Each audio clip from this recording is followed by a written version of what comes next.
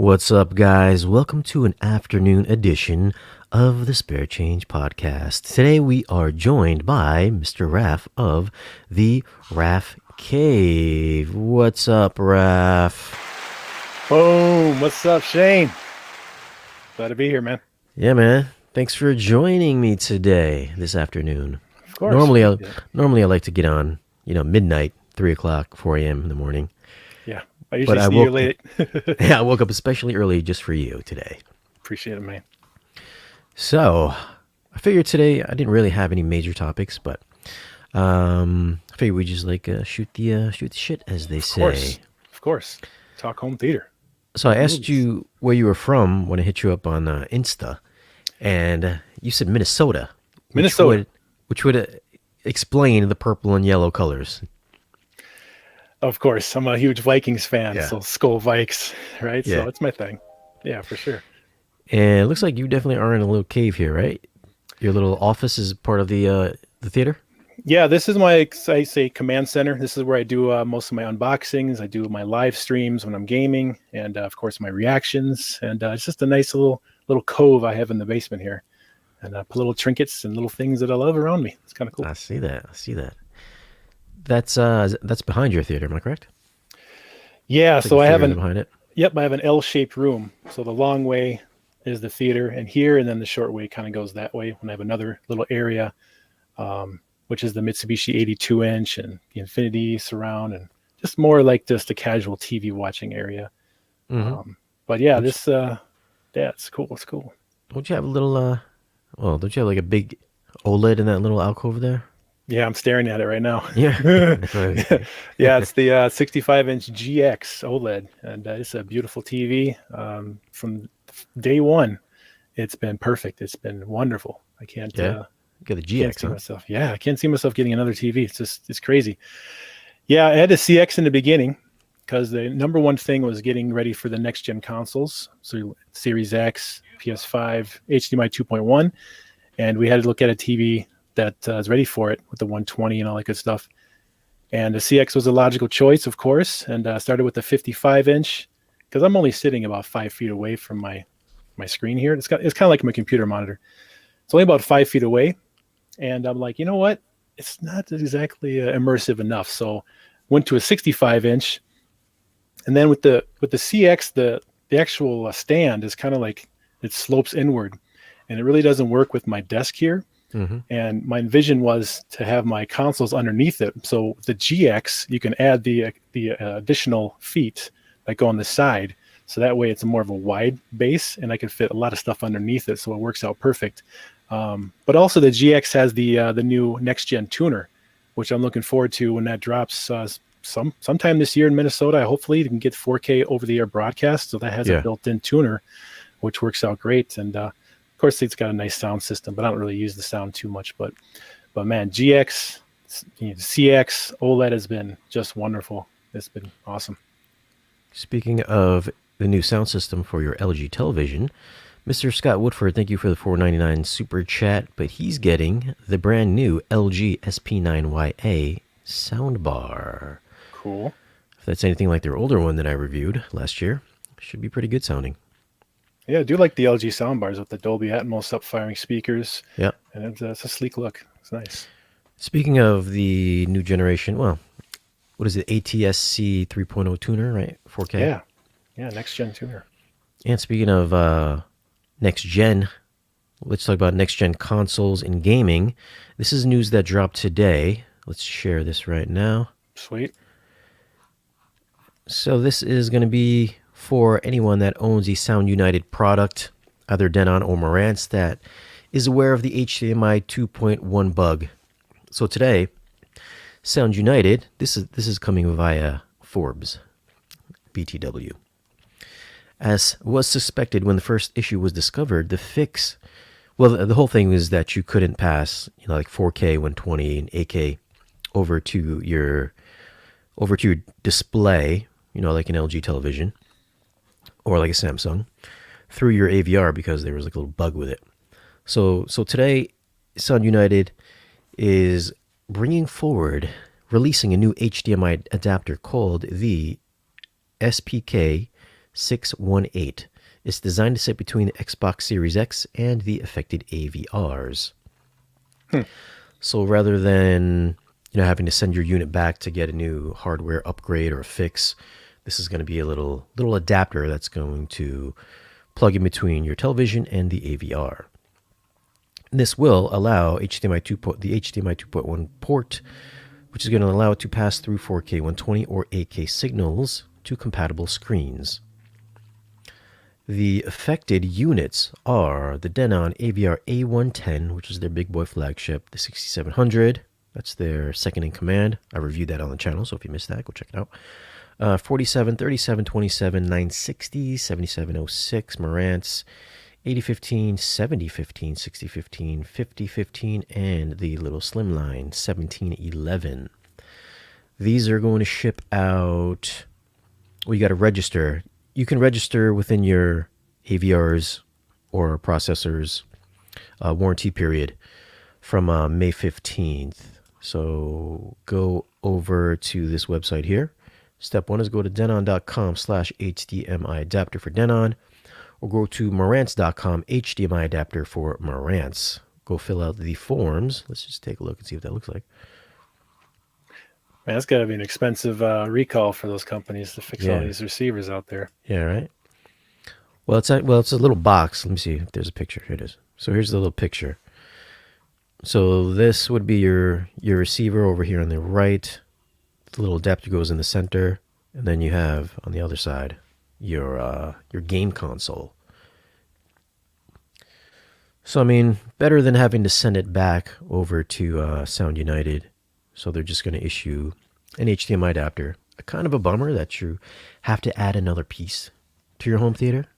Nobody likes to add little extra knickknacks and accessories, but like I said, I guess it's better than having you to ship out your unit to have them corrected or retrofit it. This is just like an additional add-on. I guess it would be kind of semi-smallish. Yeah, you could probably hide it. So yeah, it's unfortunate. It's fortunate that you have to run one device into it. Yeah, it'd be nice if it went out of the receiver first, but it looks like there's only one input as well. Like, what if you have both? Because look at that picture. That looks like a single. Yeah, blow that up. Well, that's the thing with these new receivers, only one input, which is a big downfall and bummer for a lot of potential buyers. There's only one in, one out. Well, two out, which is really weird because the designers say they'd rather have two out than two in for like a projector. And I'm like, well, last I heard, there's no 2.1 projectors anytime doing this stuff. So I'm not sure why that philosophy was the way they went.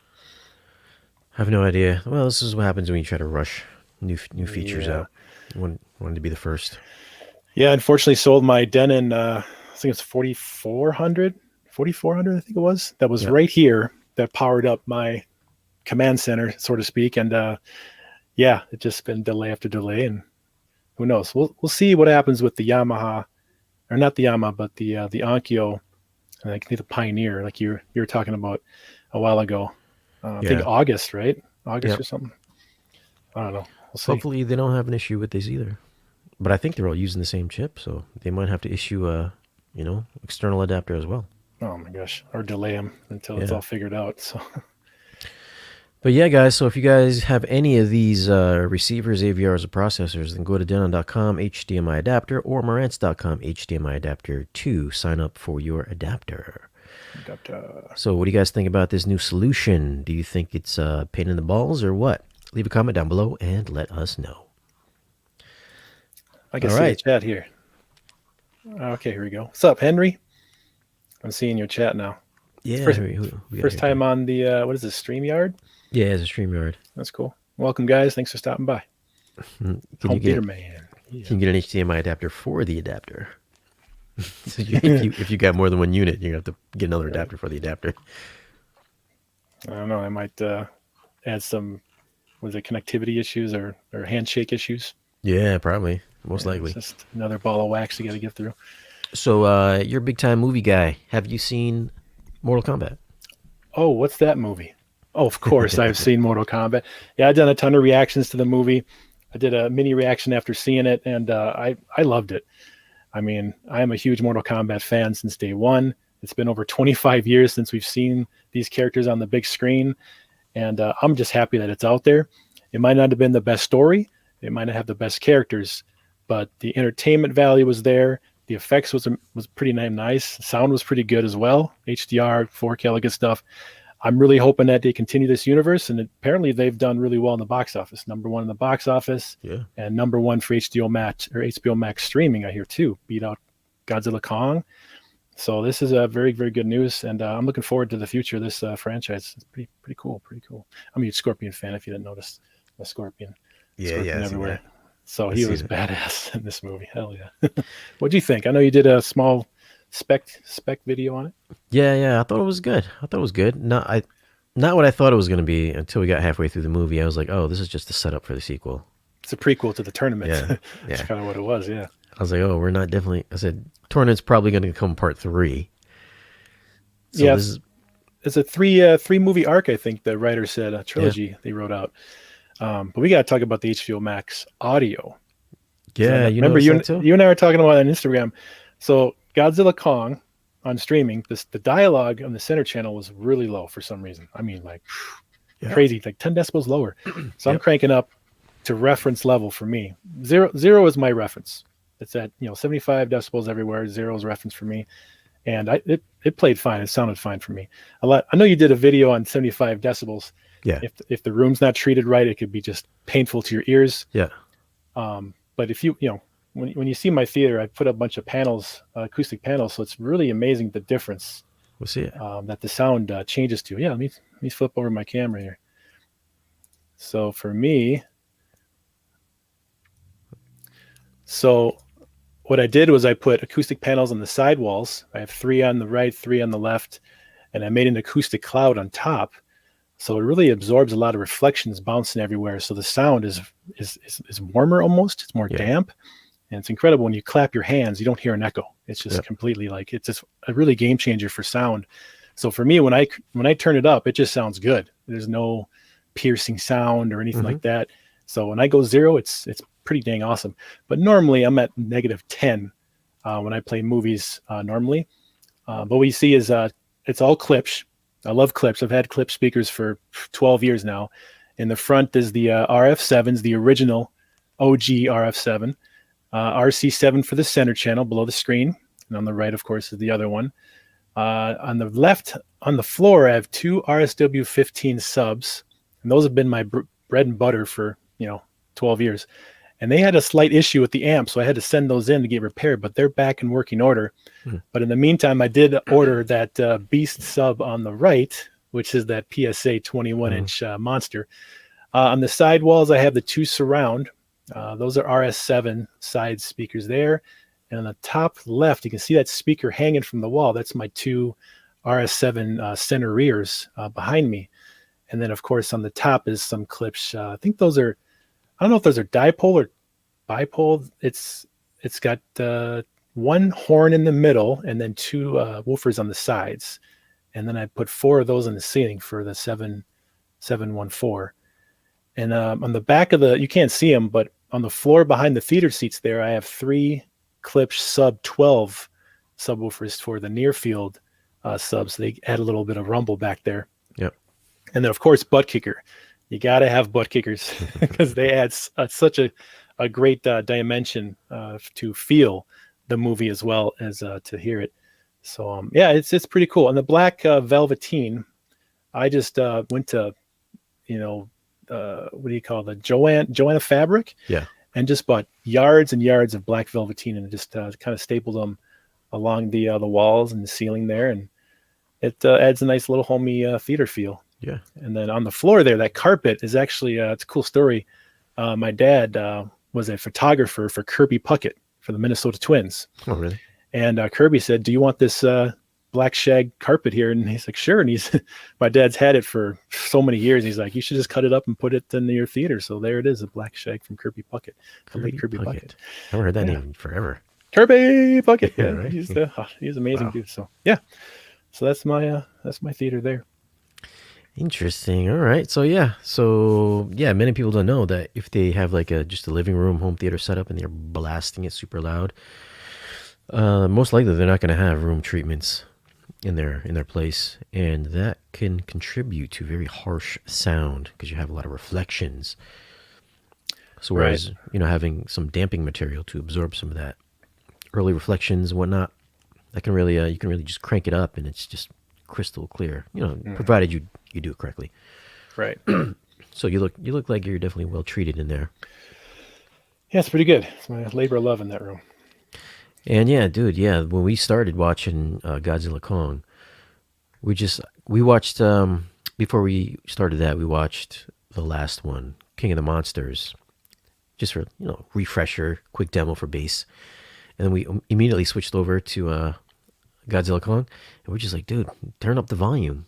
Right. I was like, yo, I didn't even touch the volume, and it was just like way lower. I want to say mine was like about 12 dB lower, and I just kept cranking and cranking. I was just looking at the number on the dB meter on the processor. I was like, shit. I was like, I never have it this loud. I was like, this would Right. blow me out of the fucking room if I was at this level on any other movie, except for Especially at maybe yeah. DTS is always a little bit louder too. It's just kind of crazy, but yeah. And I don't think I noticed the same problem with Mortal Kombat. Did you? Was it equally as low? I Was still it? went to reference. Huh. Yeah, but I mean the dialogue was a little normalized. It's a Yeah, little that bit was normal, normal. but I think the whole thing was a little bit quieter for me. So I had it at 0 as well. Yeah, I thought it wasn't like as dynamic sounding. Like I could tell it was probably more detailed, more richer sounding. I just thought it sounded a little bit more compressed. What are your go-to movies for like if someone comes over, never seen your theater before, what do you play 'em for first? What I playing for first? Lately it's been Monster Hunter. I just slapped that in there. That's a good one. I actually was Yeah, impressed by that one. yeah, What I enjoy is playing that oil rig disaster, Deepwater Horizon. You yeah, have yeah, you yeah, have that yeah. one? Oh my goodness. It's like 12 minutes of just a buildup of the oil and the pressure and then the fire at the end and the big explosion. Yeah. Man, that is an intense scene. It'll really, really shock people. It's pretty awesome. I love it. I haven't seen the movie forever. Yeah, It's it's one of just, those, yeah, it's a good scene to be boom, play that part. those dramas. Hmm. I don't know, dude. I don't think any movie this year's got more bass than Monster Hunter. If any movie has really shitty dialogue, it's Monster Hunter. That movie sounds like they took the in-camera audio and just put that in the movie instead of like miking the characters up. Right. I'm just like, dude, is that straight from your camera? Because it sounds really bad. That Paul Anderson directed that one. Yeah, he does all his Yeah. wives movies. Yeah, Yeah, Resident Evil stuff. yeah, Oh, that was pretty. It was a different kind of movie.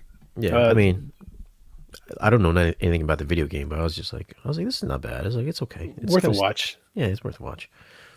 Pacific Rim's got some really nice bass. At least the first one, for deep bass with the stomps and stuff. Remember that one? Yeah. I haven't seen that forever. I Yeah, remember it's a great redoing one. that review not that long ago, and I was like, wow, this is much better than what I recall. And it's a full screen aspect, which I love for me having a 16 by Yeah. 9 screen. Yeah, I always that works for appreciate you. that. Oh yes. Do you have you don't have little little masking panels, do you? Did you make any? No, it's the straight 16:9. There was one time I actually thought about building a false wall Yeah. and putting the speakers behind there and stuff. I couldn't do it. It would cut off the entry of my theater, Oh, and okay. then with the four seats, it's basically wall to wall my four theater seats, so it would be just too difficult. But yeah, I normally watch a lot of sporting events and Vikings football and gaming on there. So for me, a 16 by 9 screen is still more useful to me in that area. Yeah. I thought, well, I'm getting a new screen. I think it's coming next week. It's another Weave screen. I just got a Weave screen like a couple of weeks ago from like Elite. They sent me one because Oh, I nice. got the new thinner speakers. So I was like, oh, I can actually put these behind the screen for a change. It's a different experience, man, for sure. Yeah. It's, because I put it like right in the center of the screen, so it's like coming right from the actors' mouths, rather than like sometimes I'll watch a movie and my eyes will go straight to my center speaker because it's below the screen. Hmm. I'm like, it doesn't really sound like it's coming from the actors' faces. But now, dude, it's like totally different. It's like way better. I know. I angle my center speaker up a little bit, so it kind of goes up this way. Yeah. It helps for sure. Yeah, it helps too. I got mine. I still have both centers. I still have the one behind the screen, and I have another one, the Bowers, underneath it. It's Just cool. if I wanna run something full range for testing or whatever. But yeah, I don't know, man. What Try did you it do out. to calibrate your theater? What do you calibrate with? So JVC has AutoCal, Hmm. the X-Rite X1 or whatever it's called. I got it around here somewhere. It's it's a little light meter, I guess. Then you just stick it in front of your screen, plug it into the laptop. Laptop goes to the JVC. JVC's got software, and it just like boop, boop, boop, does it automatically for you in like 10 minutes. Nice. That's cool. Yeah, I'm still with the Odyssey. Um, for me, I just run the standard Odyssey with my the app. The app is really Oh, cool. you talking about audio? Or you talking about video? Audio. Oh, Oh, yeah, the oh, JVC projector. yeah, it's on my JVC projector. Oh, it's calibrating the video. Oh, Yeah, yeah, yeah. that's kind of nice. Didn't you did that, dude? Didn't you? Well, I had someone come in and do the Sony, the 295. Okay. I But I remember I bought the X-Rite. I think you bought it too, isn't it? Didn't you buy an X-Rite? X-Ray, no, no, no. Mm-mm. I could have swore you did a calibration on your projector video, a video of that. I did the German gamma curves. Some German guys made some kind of formula, and you implement it in the projector, and it changes the HDR curve, and it makes it brighter, more colorful, deeper blacks. That's what I did. It's not a straight HDR calibration, but putting those curves in made a big difference. Hmm. But yeah, that's what I did for the projector. I had a third party come in and do the SDR Yeah. calibration with the standard stuff, the laptop and everything. But I did my own calibration on the OLED. And that was Huh. fun, because it's got the built-in pattern generator on the Yeah. LGs, which is awesome. You just buy the sensor, you get the software, and it does its thing. But for audio, though, yeah, for me, I do the Odyssey thing, standard microphone with the Marantz. I do that with the app because you get to pay for a $20 app, Yeah. go through the settings, and at the end you can actually turn off the mid-range compensation and dial back the frequency, so your speakers can perform better the way they're supposed to, kind of thing. Yeah. But it actually flattens out the curve for the bass, which is nice, and you can actually tweak the hertz points on your sub if you want to, which is nice. Yeah. Make your own curve, and then of course the SPL meter afterwards. Do all the speakers at 75. I do, and since I have multi subwoofers, I bring them down to 70 hertz, and then when they turn them all on, then it bumps it all the way up automatically. But as far as like tuning them, I do each one 70 hertz at the main listening position and also the phase. And I look at my SPL meter and move the phase until the dial, peaks basically, and then leave it there for blending and everything. Yeah. And it's worked out pretty well so far.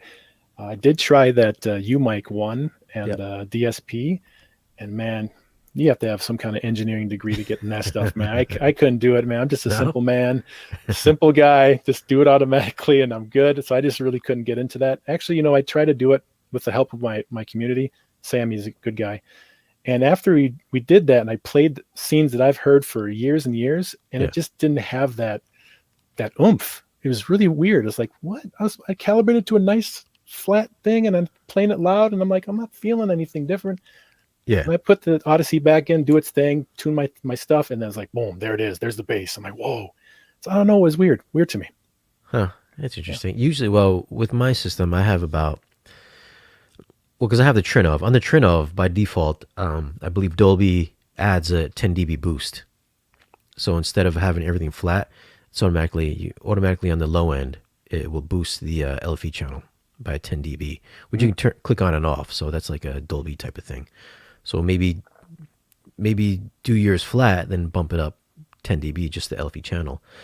And also, as I'm doing my curves, sometimes I'll add maybe like a 6 dB boost from what do I have it at? About 80 hertz down. I might add like a 6 dB boost, which boosts up the low end on all the main channels and also my LFE. So that gives me a little bit more bump as well. Because normally, if I just keep everything flat, then it sounds kind of like what you're saying right now. So usually I'll add a little boost on be below 80 hertz on down. I'll boost it, so it has like a little curve. It'll be like this, and it'll come down.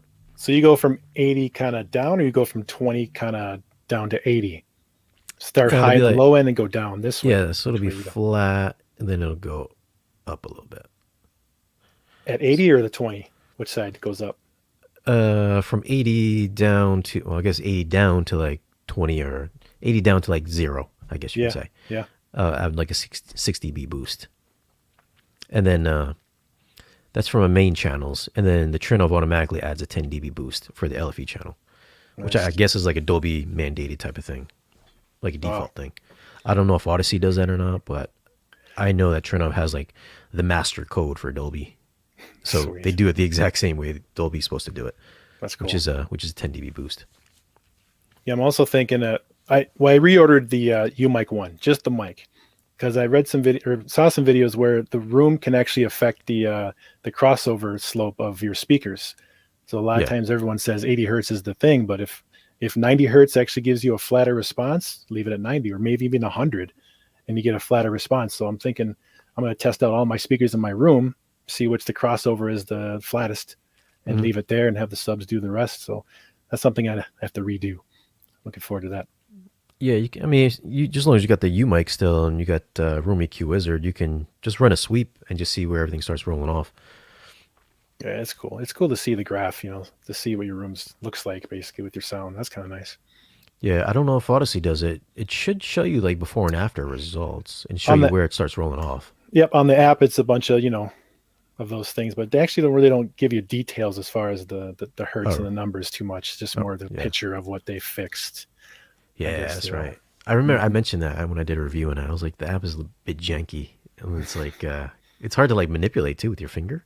Yeah, it's tough. You got to have a fine tooth, but it does give you more flexibility and options than the standard built-in Odyssey.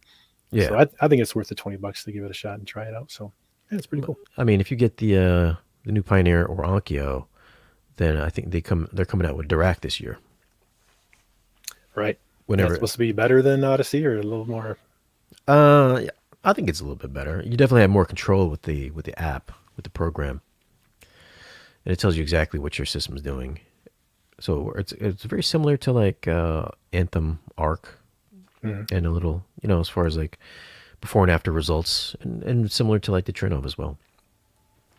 Nice. So whatever you get to go in there next, I think the Direct is going to be your jam when you see how that works. Yeah, I'd like to get it in here. I do have 712 in this little command center here that I'd like to get going again. So that'd be nice to calibrate that. And speaking of upgrades, you got the big boy sub, the PSA 21 incher. Yes, yeah, let's show again here. So it's on the bottom or the middle right there, that sub. Mm-hmm. And it's a monster. I did an unboxing video of that, and it's 150 pounds, and it's got a 21-inch woofer. The amplifier inside is a peak at 4,300 and RMS at about 1,900. And it's a sight to behold. When you see a 21-inch woofer moving in and out, it's pretty spectacular, man. You're like, wow, this thing is crazy. It's got a porthole in the bottom, so you feel a lot of air coming out in the bottom there.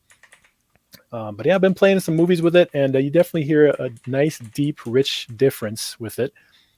Currently, right now, I'm still kind of tweaking it a little bit. I don't know if I've strained it, but when I play stuff at reference, Yeah. sometimes I hear that sub doing a little waffling. Damn, You know, dude. you From the know, port. yeah, the little port. Yep. So the port is making noises. So yeah, the port makes noise on the bottom a little bit. Wow. Um, but I mean, it's like when I've been playing movies with my clip subs, loud reference, Yeah. and I've never heard any kind of a proverbial wall that the subwoofer hits, where just that's the most I can that's the Wow. most I can do for you. That's disappointing. So yeah, I'm talking to the owner, Yeah. and we'll see what he suggests. But also, what I've done is I downloaded an app on my phone, and it's a frequency app. Yeah. And I've heard some people, which I believe in. A lot of people don't believe in what's called a break-in of a speaker. Yeah. And I play about 20 to 15 hertz and let that woofer flex. And I do that for about 15 minutes. And what I'm hoping to happen is the coil will expand a little bit or loosen up, so to speak. And maybe that sub will just perform a little better. So I'm hoping that fixes it. Huh. Did you take any measurements on it? Like what kind of response are you getting with it? The last one I remembered is that it was at about 80 decibels at 7 hertz. Okay. That's where I measured at. So it can do it. Yeah. I'm just giving it some time. I have 60 days to play with this sub, and I'm just going to see if I can get it to play nice at loud volumes and not detect any kind of strain or any peak. How But big is your room? it's so my projector's 15 feet back. Oh, you got a big room. Sitting about 14 feet from it, and then of course my area it just keeps going back this way, Yeah. Yeah. like an L-shaped room. So it's a larger room. Yeah, you got big. I can see your problem. You only got one. That's what it was. He's supposed to get two, dude. It's supposed to get two to balance it out in the room. Well, I was hoping that the dual 15s would play nice with it. But I mean, on its own, it's nice. But maybe I just push it. I push speakers too much because of my room. It's just Well, you got the 215s. They're on the left side of the wall, and then the 21s on the right side. yeah. Or the yep. It's the let me see here. Yep. So this RSW 15s, the dual 15s on the bottom left, right down there, Yeah. and the big 21 on the right. And I tuned them to be the same decibel. Did the phase thing, and everything matches up perfectly. Yep. But I mean, I don't know what it is. Like when I watch, like say, Live Free or Die Hard, that's a great movie, by the way. Yeah. Yeah. I like that one. There's a scene when they bust into their camp, and there's some low effects that just kind of make that woofer just I don't know. It's just a weird sound. Just like I'm not gonna say bottom. Maybe it bottoms. I'm not sure if it bottoms, but it just kind of hits that wall where it just can't go anymore.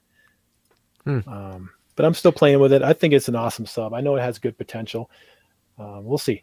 I'm gonna keep working with it, and hopefully that flex in that break-in period loosens up that woofer, and it can perform better for me. What's directly behind your seats? You? Are you there right now? Right behind your seats? Yeah, I'm basically like 6 feet from my theater seats, and then I have three of the. Can you put like 115 on the left side wall, 115 on the right side, and then the 21 behind your seat? I thought about that. Yeah. Right, a near field sub right behind the seats. Like, what would you face the woofer? Would you face it against the back of the seat? Or would you face the woofer away from the seat, or would you go the side way? It was kind of. See, on mine, I got both my 18s. I first shot them into the room, into the seats, but that didn't measure good, and I shot them both opposing each other. So one towards the left wall, one towards the right wall, and that's much more for my space. That worked out a lot better. I don't know what your space was going to be like, so you might have to orientate all three subs in different directions to see what sounds the best. But I hear what they say when they're like sub bass is non-directional. Well, that's a bunch of crap. Like I can tell exactly where the sub is coming from, right. No matter where you put it. I can tell where you put that sub. Right. So especially when you face it too. I would say I got into this with like the guy from Rel, John Hunter. He like makes engineers all the Rel subs. And he was like, yeah, he goes, every time you place a sub, make sure you point it towards your listening position. He's like, because bass is directional. Yeah, that's what I did with the fronts. I kind of towed him in towards the listening position. Yeah. I was like, I never did that. Normally they're facing inward this way from the sidewalls, and I kind of face them towards the listening position. I think it's a cool look, and it just sounds nice. So, I mean, it's something I could try to put it behind the seats. Yeah, I would definitely move each 15 opposite each other, then put the big boy in the back there.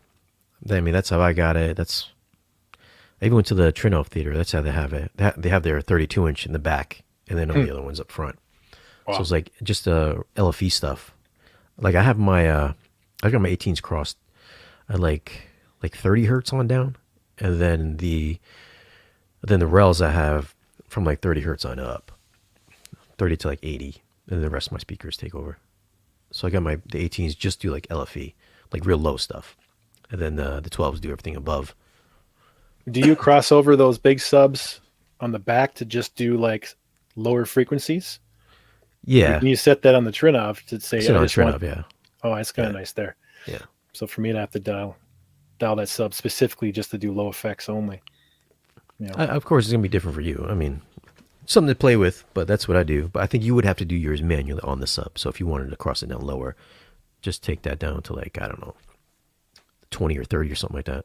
Right. Something to try. Got some Rafgang members in the chat. Just want to say hi to a few of them. Evil Yeah. Alex, Sammy, Home Theater Man. What's up, guys? Yeah, Sammy's a professional calibrator. He does a lot of this high-end calibrating, so he's a pretty good dude. Oh, yeah, Sammy Prescott Jr. Yep. Yeah, he just completed his theater recently. Drop those clips and get a second one. Come on, buddy. Yeah, He's like, you're doing it wrong. I know. What's funny is my wife actually suggested selling the clips and get another 21. Yeah, did you? I was gonna say, did you get a discount on that? No. No, You should be like, hey, buddy, I'll do a review for you. Right. Yeah, I've thought about it, but I don't know if these companies do that stuff. I don't know. Let's see. Of course they do. Come Yeah. on. Shane, how does Roomy Remote work for your Panasonic player?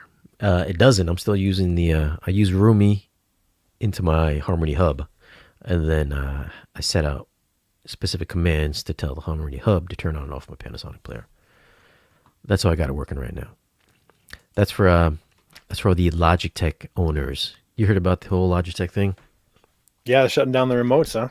Yeah, crazy. I don't know why they would do that. They're like literally the only player in town to make a universal remote that does everything. I don't understand why they would do that. It's like a household name with universal remotes. Yeah. Harmony? Yeah. It's so weird. They're like, hey, with HDMI ARC kind of controlling everything. I guess for your TV and soundbar only. But like that's not a replacement for a universal remote. Come on. No, I know. Yeah, I've had a lot of Harmonies throughout my day. But right now I just have a standard $50 one. That's it. Does fine for me. Which one you got? Like the 600 or something like that? Yeah, it's like a 665 or a 670 or something. Yeah, they really bit me with the Harmony 1. That was my pride and joy. Harmony 1 was glorious. It just looked nice, it was shiny, had a great color screen, and it pooped out on me. I was like, what? $200? Man, nah, I'm good. I remember that one where it looked like a little tablet. Mm-hmm. Yeah, one that came with there was one with the Sony receiver at one point that had like a tablet remote. It was pretty cool. Oh, it was a Denon. One of the Denon receivers. Yeah. I like those things, man. God, I wish they had that little tablet still. But no, they just have the regular touchscreen. That touchscreen too is also like, every time you go to use it, you'd have to touch it once, and then you have to touch it again the second time for the screen to react. I fucking hated that. Every time I'd use it, yeah, just to wake it up. Even though it's on, I would still have to touch it once and then touch it again for it to actually scroll. It should have that gyro thing where you just move it and whoop, lights turn on. That's how it should be. No, it does. It does. You pick it up and it comes on. But then to get the screen to actually react to your finger, you have to touch it once first and then touch it again. That's excessive. Yeah, I'm like, I can't. I was like, come on, man. It's a $300 remote. Splits. What's up, Splits? Yeah, the Mortal Kombat was great, and the unboxing. Yeah, man, it's awesome. When your wife gives you the go-ahead to buy sub. She did for the 21. I was shocked with that. I had no. That was surprising there. They don't have the sub in a seal, do they? I think it's only ported. Yeah, I thought there might have been a seal 21, but I don't see it on the website. Yeah, I don't see it either. I'm wondering if I've come to find that with ported subs, they just once they kind of hit their wall there, they'll start making noises. But with sealed subs, they tend to not do that. They don't play quite as loud, but they just obviously there's no port to make any noises, but they just won't bottom out the same as a ported one would. Yeah, my Klipsch sub 12s behind the theater seats have a port firing against the seats, and I don't really I don't notice them at all. But yeah, probably not driving them because they're only 12s. You're probably only just 12s. Thinking, you're like, yeah, then I'm like, I can't drive these little things. With the 21, you're probably just like, I could probably drive the hell out of these. I'm trying. Now you're getting disappointed. It's all about a balance, man. It's all about balancing. Yeah, how do you like the finish on that? I've never been a fan of the it's black slick. roughness. It's slick. You like it's like almost like it's not like sandpaper, but it's just got a cool theater look, and yeah. it just feels nice. It's very solid construction. Doesn't move when you're rumbling it, but it looks cool. It blends in. For me in the black theater, I think it looks nice. To me, and it doesn't really reflect light that much either, which is cool too. What up, boys? Projector question: are you guys still rocking the 3D projectors? And which do you think generates better 3D images, RF or DLP projectors? RF or DLP projectors? Yeah, so I had the Optima projector, the HD30, which was 3D, and then the HD65, which is also 3D, and they were great. DLP projectors produce a nice 3D image, which I was happy with at the time. I think with the Sony, it's RF. But yeah, 3D was kind of fun at first, but man, I don't know. It just kind of faded out for me. I think the biggest issue is the brightness, because once you kick in that 3D mode, half brightness all of a sudden, like damn. So I was like, eh. But no, that's you get the 295 now, right? Yeah, I tried it. I tried it a few times in 3D. About the what was the glasses called? E-Star? Expand. Yeah. I tried those. Yeah, it looked good for a few times, but the half brightness kind of kills it for me. But 4K definitely is a winner. I'd definitely go a native 4K projector over a 3D projector any day for sure. Did you watch Endgame in 3D? Only the trailer in 3D. Come on, buddy. What about Avatar? Yes, of course. That's got to look good on your screen. Yeah, no? It does look nice. Because that's full screen. So yeah, when you have a full screen movie, then of course when you get the black bar and the half brightness, it takes it out too. Ah, boy. I love 3D, man. I haven't watched a 3D movie in forever. I watched Wonder Woman 84. I watched about 5 minutes of Wonder Woman 84 in 3D. Cool. And then just the pure shitty nature of that movie I was unable to sit through the entire thing. Yeah, disappointing to say at least on that one. The only good scene for me was the flying scene.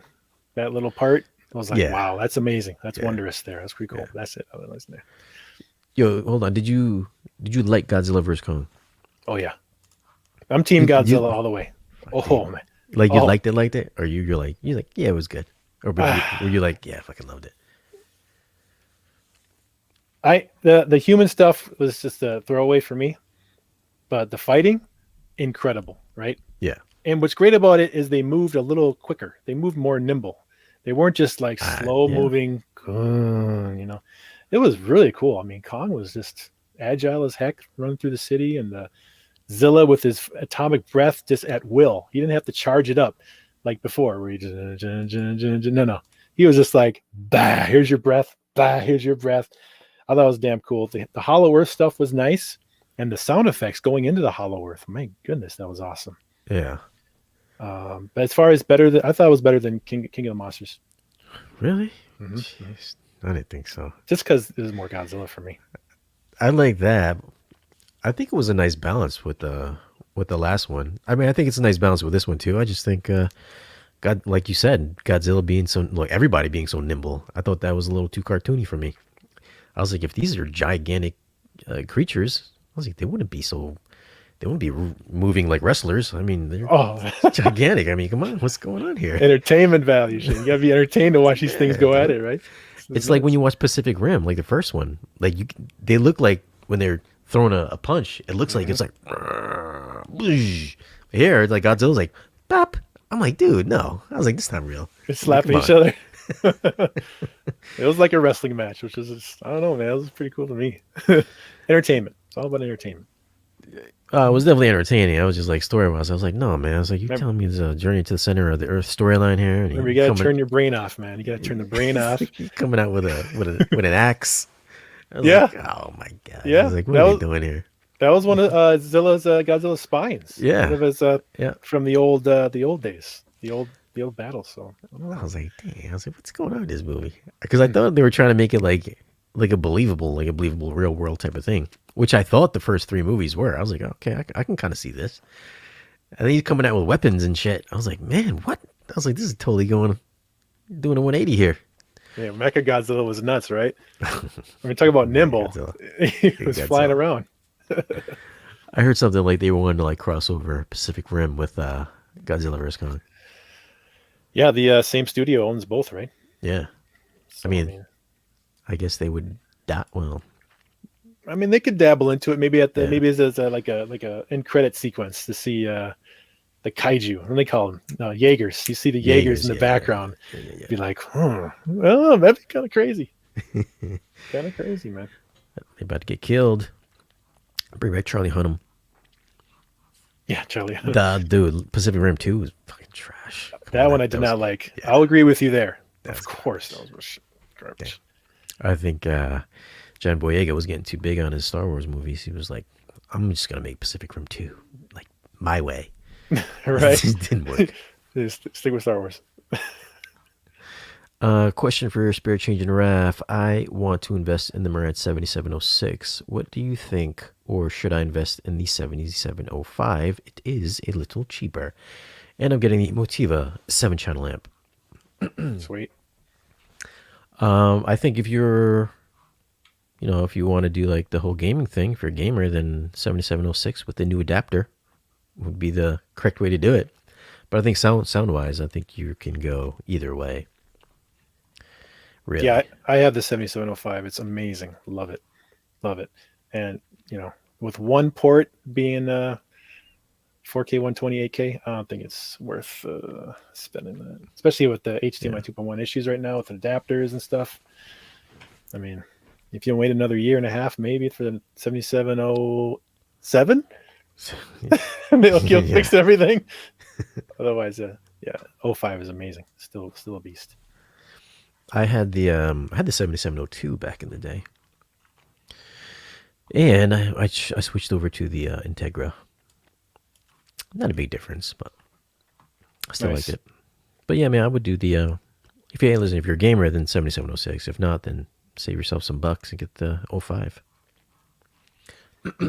Yeah, I had Onkyo for a while as my pre-pro, and then I went to Yamaha as a pre-pro, and then went to the Marantz. What amps you got? I have a Carver, an old Carver, yeah. 5-channel beast. It's a premier amp, THX rated. It's an oldie but goodie. Yeah. That's for my 5-channel, and I have an Outlaw 7-channel for Marest. That's like a 150 per channel, something like that. Mm-hmm. So, but yeah, definitely going separates is the way to go, guys. Home theater. If you want to do it right, you gotta go separates. That's key. Do it. Was there a question about that earlier? Let me see. Hold on. NED T778 or separates 7706 for clarity and Atmos accuracy. I would say that's a tough one. I think clarity and Atmos accuracy would come from the 778 over the Marantz. Personally, that's what I know because I've heard them both.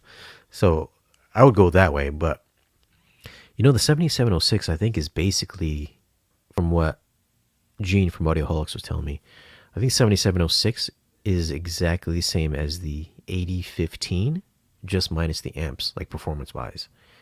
So I think they measured like exactly the same. So basically, even though it's a pre-pro, it's basically just the same as the receiver. Just a little insider. Dun dun dun. So that's one of those processors really not better performing wise than the AVR. If you were going to use the AVR as a pre-pro. So something to think about. Although I would say the 77.8 is better performer than the Marantz, personally, just from what I've heard. Well, from when I've used them. Mm-hmm. What's this? Sammy Debs. It's nice to see Raf on your channel. He's a good guy. He's blown up over here in home theater land. He's got like 20,000 subscribers now. Hey, Raf Gang Nation, man. This isn't like your main gig, right? You have like a normal job? Yeah, it's this is my side hobby. It's my little fun area. Yeah, with the Rafcave, basically what Rafcave is, it's basically man cave, right? Man cave, but I'm Raf, so I call it Rafcave. My channel basically is to inspire and give you guys ideas on a place that you can call your own cave, right? So basically, I show whatever I do down here, whether it be gaming and unboxing, reactions, and home theater stuff. kind of my little getaway into to helping you guys out to get some thoughts and stuff. So yeah, I was fortunate enough when I was house hunting to find a perfect basement for a man cave, right? So we got the L-shaped room. So the theater is in the long way. My command center is kind of here. And then the other end is going to be a small home theater area. So guys, whatever you can do, get yourself an area where you can call your own and just add whatever you can. Just TV, speakers, gaming, knickknacks around your room. And just, it's a really cool place to get away. That's why with this whole pandemic, man, it's like, I don't have to go anywhere. I'm loving it here. You know what I mean? Yeah. Especially I love the pandemic. It was my favorite part of my life so far. Right. People are saying like, I miss theaters. No, just get your own home theater and enjoy it at home and love it. It's awesome. Yeah, there was like this whole big thing, like Warner is messed up by doing a day and date release with HBO Max. I was like, no, man. I was like, that's the fucking best thing ever. It's awesome. Give you a choice, right? Yeah, I was like, I've been waiting for this to happen for years. Watching first run movies at home. Fucking awesome. It's amazing. Man. It's amazing. Yeah, it's pretty good numbers too with Zack Snyder's Justice League. And then I know Wonder Woman I think was on there too. But then Godzilla Kong was huge. That was like 3.2 million viewers within the first 5 days. And then of course Mortal Kombat 3.8 million in the first 3 days. So it shows a lot of people that want to watch it at home, and it's still with Warner Brothers putting it in theaters. Now theaters are starting to slowly open up. So if you wanted to go there, you can. You have the option. But I'm good with it, man. I'm loving it. Listen, if it wasn't for Warner's doing day and date, theaters wouldn't even be open. I mean, all the biggest movies that have come out is from Warner's. It's from Warner, yeah. I mean, you got Tenet, we had Wonder Woman, Godzilla Kong, and now Mortal Kombat. What else has been at the theater, really? Yeah, a couple animated movies, I think, maybe here and there, but nothing really. Yeah, Disney's been holding out. They've been pushing Black Widow for who knows how long, so it's finally going to come out like next month or something. Is it next month? Maybe it's July. I think it's July. I knew that was going to happen. Are you going to pay the $30 for that? Yeah, you will. I probably will. Yeah. Because it's only Disney Plus is only $7 a month. Yeah, it's like $7. Yeah, I mean it's no big deal.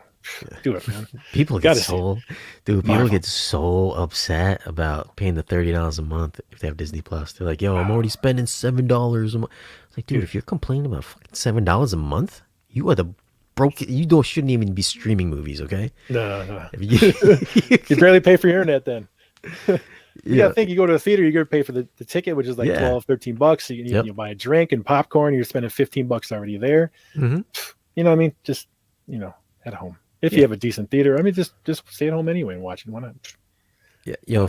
If they were going to drop like Godzilla vs. Kong, even if we were just living a normal life, I would spend like $50 for that. I'd be like, I would have a couple boys come over. We just drop some, we'd split it up. Kind of like a pay-per-view event. Yeah, and then they bring over beer, have some food here, and that's like you get your money's back right there. Yeah, so I could see a word like that. I'll see what happens. Hopefully, it takes off. It's nice. It's nice to have a balance of home and theater. Well, I think they're saying after when 2022 hits, at least for Warner's, they're going to go back to the normal, Well, at least shorten the time before it comes to home. Yeah, I think normally it's 4 months, and then they're going to go down to 3. I think they're going to 45 days. Next year. I think 40. I've heard that. Yeah, 45 days. Cool. Which is not bad. It's like a month and a week. A month and a half. So, I mean. Everybody be happy then. Yeah, I can hold off for the next DC Marvel movie and wait an extra month to watch it at home. I don't have a problem with that. For sure. Yeah, I think one of your guests was on, and you're talking about projector theater versus like just a big LED TV, and you're always go projector, and he was like, nah, I like a big screen. If you have a projector, man, that's the best way to go. Get a projector, get a big screen in your room. Nothing better than that. It's awesome. The immersion effect. Yeah. I think people that have TVs, they've never owned a projector. They don't get it. Like, I don't think these people that have like TV setups don't actually have like a proper setup, like a full like dedicated space with like dark room, dozen speakers, dark room, and everything like that. It's probably just in their living room, and they're just like, "Oh, this is amazing! I just bought a TV this year, and I'm going to buy the next year's version of that, and the next year version of that." It's like a cyclical. It's like a cycle for TV owners. Every year they got to buy the newest. I know. It's like the newest thing. People asking, Raph, are you going to trade in your GX and go with the G1? I'm like, what? Dude, you do it too, though. Every year I Um, see you unboxing a new LG. I'm like, yo, this guy's got another LG. I was like, okay. well, I had a Sony A8F before, and I sold that, and I got. Well, I did have remember a 60 the CX and then the GX. Yeah, I switched a little bit there. And let's not forget that 8K Samsung that I had in here. My goodness, what a disaster! Yeah, it's shitty. Yeah, it was awful. It was the 800 8K from Samsung. It was a 65-inch. And the 8K for me, pixels, because I'm a gamer, I want to see those pixel stuff. But my goodness, man, when I turned that on for the first time, the upscaling was atrocious. Just hooking up an antenna to see local TV, it was like a smudge of Vaseline all over everybody's faces. It was just so garbage. And of course, it's not even OLED, so the black levels were gray because it's a backlit panel. Yeah. I just couldn't do it, man. It was just a train wreck. The next day, it went back, and I went back to OLED, and that's it, done. Crazy. I saw Samsung's newest 8K set over at the Vay Electronics here. Was that one you got? Oh no, this was last year. Okay. Standard stuff, not the new panels and new mini LEDs they're putting in theirs or something like that. Yeah, I saw the new one, and I was like, he was showing it to me because he just got it in. He was like the first guy to get it. The first thing I saw I was like, yo, is that blooming in the corners? He goes, yeah, there's a little bit of blooming on it. He goes, but the colors are great, right? Oh, no. I was like, yeah, it's great, but why am I like, dude, why am I seeing blooming on this $8,000 set or whatever it costs? Damn. Man. He goes, well, it's meant for the bright room, so if you have a bright room, you're not going to see it that much, though. I said, I understand you're giving me the sales pitch, probably what they're telling you. He goes, no, yeah, I know. He goes, it's unacceptable. Yikes. Yeah, the typical thing with Samsung is it's meant for brighter rooms. That's what they call QLEDs. The brightness and the contrast and the peak nits is just out of this world. But man, you put it in a dark room and you see the blacks on that thing. It's not good, man. Yeah, dude, it's fucking horrible. Just can't do it. It's oversaturation. Can't go that route. I don't think OLED is still king to me. And people say the burn-in thing, but I made a video about that. There's so many anti-burn-in measures now in these TVs that you really don't have to worry about it. I still have the Sony A1E in my bedroom. My wife watches it all the time. I don't have a problem with that at all. I've had like 3 or 4 OLED so far, and I haven't had any issues with burning. But then again, I don't play video games, so. Right, I do. I play games on it every day, computer monitor, and if you want to know about burning, I've seen nothing. That's crazy. Love it. Shane hates video games. Yeah, Shane, you pick up a controller? Come on, man.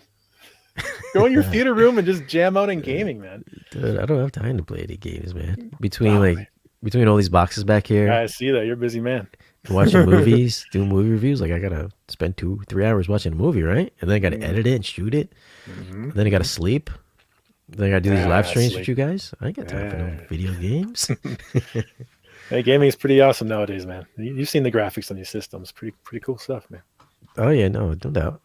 I did a little video on the PS5 and the Xbox One.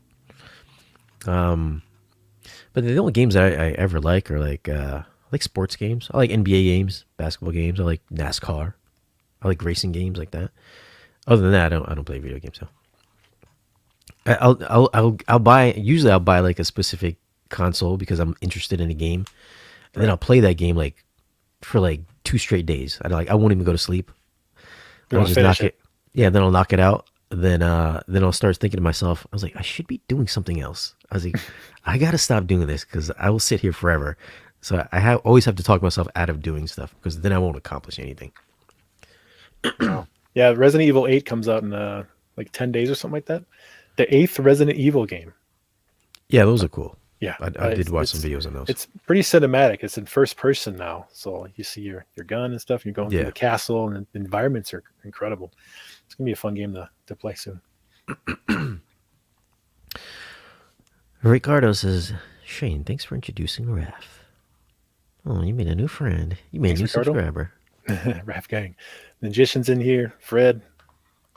What's up, guys? Rafcave's next TV is going to be the 77-inch LG OLED. Nice home theater, man. He has a Samsung 65-inch, I think a Q90 or something like that. He's been rocking for a while, so he wants to jump to the OLED train. I saw the 88-inch a couple days ago. I think that's a big TV. 88-inch, which one? the GX. Ooh. Yeah, it's what is it? 30 grand. 30 grand for that thing. Was that 8K? Yeah. Is it 8K? Oh man. Shit, I'm I not don't sure. If it know. was 8K. 30 grand? 30. That I think sounds it's good. 4. I think it's 4K. Seriously? Wow. That's a huge jump from a 77 to an 80. That's It like is, yeah. 20 grand, 25 grand jump, 20 grand It jump. is a little bit wider than my arm span. That's cool. That's not like my arm skip band is that big, but I couldn't pick it up. Like if I was gonna grab it, I would have to really Right. fucking stretch. Yeah. Yeah. But I think he's getting the 100-inch X92 Sony LED next week. I think that's his. I think that's what the ETA is on that. That's gonna be. I've got a projection screen that's 92 inches, and I thought that was fairly big. And this TV is going to be 100 inches, so I'm like Whoa. super amped to see this in person. They've had big TVs like that at the E3 or the CES shows, Yeah. right? They've had those wall screens, whatever Yeah. it is, the wall. That's awesome. Finally, consumers can purchase these big things and get them home. Yeah, 20 grand though. That's a lot of money. The micro LED concept is pretty neat, where you can just buy blocks Mm-hmm. and construct your screen any way you want. That's gonna be pretty wild when that gets out. Yeah, I hope that comes out soon. I mean, Micro listen, LED, that'll be the competition to OLEDs. We'll see. we shall. I'm waiting to see this new LG mini LEDs that are coming. I think in a couple of weeks. That's what I was told. Aren't they making an OLED like a 30 something inch or something smaller than the 40? I heard something like a 32 inch or something like that. Yeah, OLED's finally getting smaller. So. Yeah, that'd be cool. Wouldn't mind putting one on my desk. Like you have. What do you got? 65 on your desk, right? 65 is my main monitor, 5 feet from it. I have a 65-inch Vizio M series right next to me. It's like a second monitor to me. I put the Sony 40 inch. I think it was 42 inch on my desk, and I was like, dude, that was like too big. It was like right here. I was just like, But the resolution, though, yeah, okay. nice text and everything, clear and sharp. Eh? I had to sit way back here, 6 feet from it, just so I can edit a video. Oh, dude, you know what's coming out this? Well, I don't even know what day it is anymore. Army of the Dead's coming out like next month, I think, a couple weeks. Next month, Zack Snyder. That looks awesome, man. He did a Day of the Dead or something like that. A few years back. Yep. Or Army of the Dead? Army of the Dead. Wait, no, wait. No, Army of the Dead's a new one. The Dawn of the older Dead. one. Dawn of the Dead. Yeah, thanks. He's got a nice take on zombies. He knows how to make that genre look great. So we'll see. There's actually a king and a queen zombie leaders, and they're directing these zombies. That's why they're a little more intelligent now, and that's gonna be a wild movie, man. I'm excited for that one. Are they using real zombies or CG zombies? They're real. Are they real? Yeah, they're real. Real people. There's CG tigers, zombie tigers. Yeah, I did see that. You saw that, right? Yeah, I'm empty. I can't wait. Hopefully, he gets to finish the Snyder cut.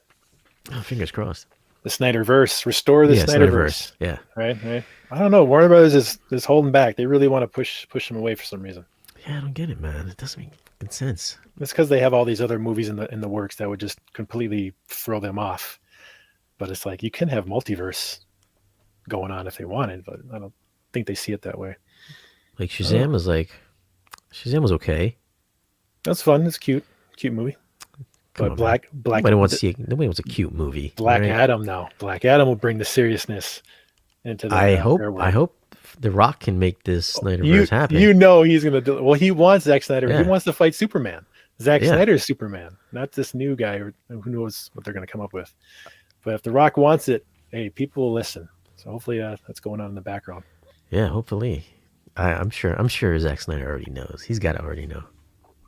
I hope he wants to, because I don't know if he's like burnt out of this waiting game and all these things. I mean, he definitely wants to. You see how he ended Justice League? All these little Easter eggs and shit. So good. So no, it's the nightmare, right? The nightmare scenes. Yeah, that too. That's the future of this movie. Yeah. It's killer, man. The Joker was in there too. I mean, come on.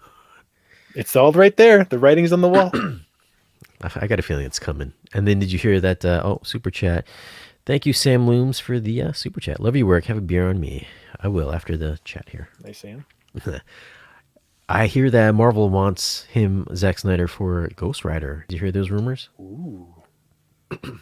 Not for Ghost Rider, no.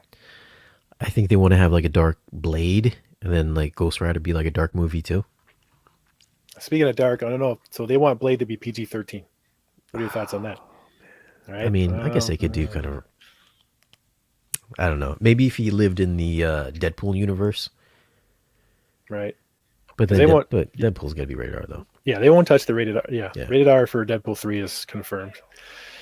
I don't know. That'd be cool. I mean, Zack Snyder go to Marvel side. Oh boy, he can definitely put his mark on it. Put the serious stamp. Is Ghost Rider a big enough character for him to come to the Marvel though? I mean, was Guardians of the Galaxy? Yeah, no. Nobody even knew Guardians of the Nobody Galaxy knew about was. them. Yeah, Everybody knows the about most Ghost popular Rider. thing. And I think Batista wants to play Bane. Yeah, he actually said, Yeah. "Put me in Bane. I don't care if you're not writing it. Just do it." Yeah, that's cool. I can see him as Bane. That'd be nice.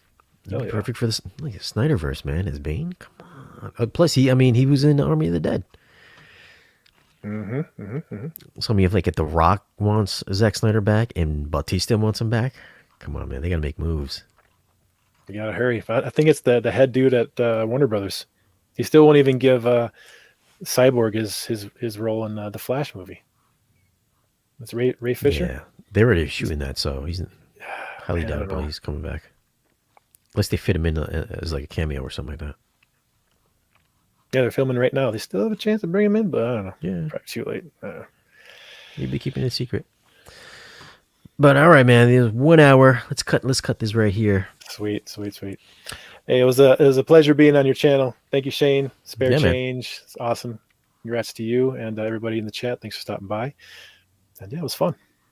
All right, man. Thanks for coming on. All right, guys. So if you do you have anything you want to plug?